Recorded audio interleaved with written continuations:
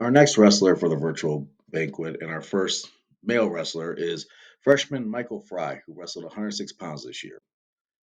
Michael is not new to Columbia. He was actually here a few years back in wrestling for a middle school program, and even then, he showed what he showed signs of what kind of wrestler he was going to be. Even then, he was an accomplished wrestler, having a great season. Was actually an LCA champion in middle school. And then, Michael came back. We saw him at an open mat over the summer, and at first I didn't recognize him. And then it dawned on me. I'm like, oh, that's Michael Fry. And we were so glad that he decided to come back to Columbia. And we knew that he, was going to be a big part of the season. And as you can see by his stats, Michael had a huge season, especially for a freshman.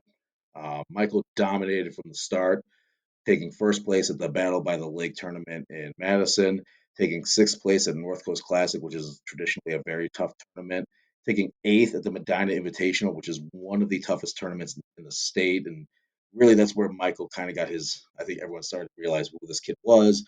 And his name started to get thrown around there, and he started to get ranked in the state. And that's when people started to recognize who he was. He took second at the Jacob Wasco Memorial, and that was a very good tournament for him. He took second to state qualifier in his weight.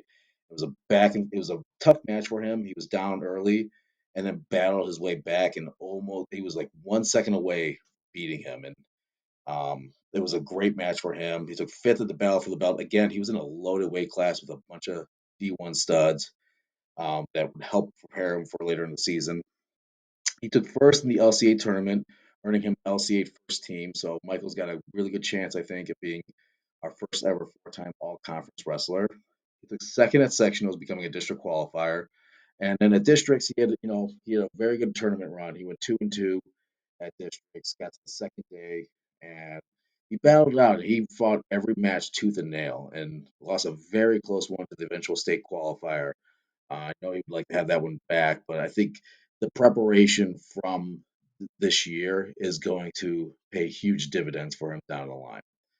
On the season, Michael had over 30 wins, taking with 36 total wins, 16 of those by pin, two technical falls, five major decisions, and seven decisions. He was the team leader in decisions. So he had a lot of close matches, a lot of hard fought matches, and more times than not, Michael would pull through on those. I'll never forget at MIT his quote unquote blood round match, the match he had to win to place. And, at first he won, and then they reversed the decision, and then he won again in overtime. And a lot of matches he had, I remember the sectional semifinals came down to 1, 2 points. And a lot of times it's either he had to score it at the end or he had to ride them out. And Michael was very good at doing both.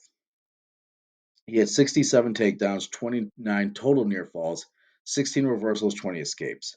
Michael was honored as a member of the All Morning Journal third team and All Chronicle Telegram honorable mention. And Michael's not done right now. In fact, he just wrestled this past weekend at Delta in the freestyle state qualifier tournament, taking fourth place, which qualifies him for the freestyle state tournament next month.